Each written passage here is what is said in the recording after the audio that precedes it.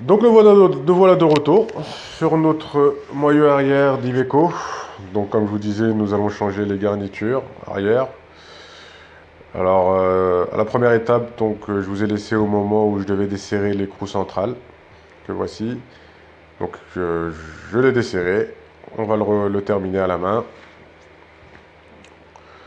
Donc une fois cet écrou retiré, hein, en général, le moyeu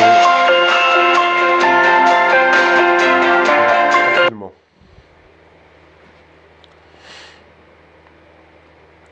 Comme ceci, voilà. Donc j'ai mis un petit tapis en dessous au cas où ça me glisse des mains pour éviter de faire un trou dans le sol ou comme c'est un petit peu lourd et pour éviter aussi d'abîmer bien sûr la pièce. Donc nous voilà arrivés à nos fameuses garnitures de frein à main. Donc comme on le voit, elles sont complètement mortes.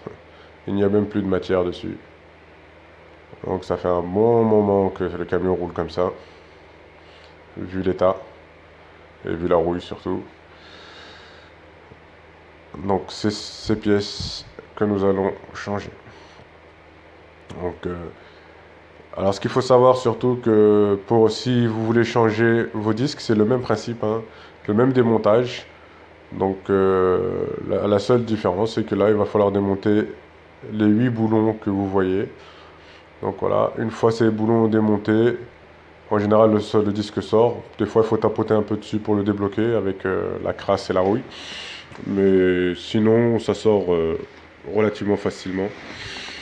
Donc une fois démonté, voilà, une fois vous sortiez ces 8 boulons, donc vous sortez le disque, vous remettez votre nouveau disque, vous resserrez vos 8 boulons et votre disque est changé. Donc en fait le démontage est le même, il faut vraiment tout démonter pour pouvoir atteindre ce disque. Donc voilà, donc le mieux c'est vraiment de changer les garnitures et le disque. Bon, aujourd'hui nous allons changer que les garnitures, mon ami m'a demandé de changer que les garnitures, mais si vous avez la possibilité, changez vraiment les deux. Comme ça, au moins, ça fait pas un double boulot. Donc voilà. Et pour retirer ces fameuses garnitures, hein, c'est très simple. Pas très simple. Il faut enlever ces petites goupilles qui se situent là. Donc voilà. Une fois ces goupilles retirées, désaccoupler le câble de frein à main qui se situe juste derrière. Donc une fois que tout ça est retiré, en général, les garnitures viennent toutes seules. Un bon nettoyage derrière. Et on remet les nouvelles.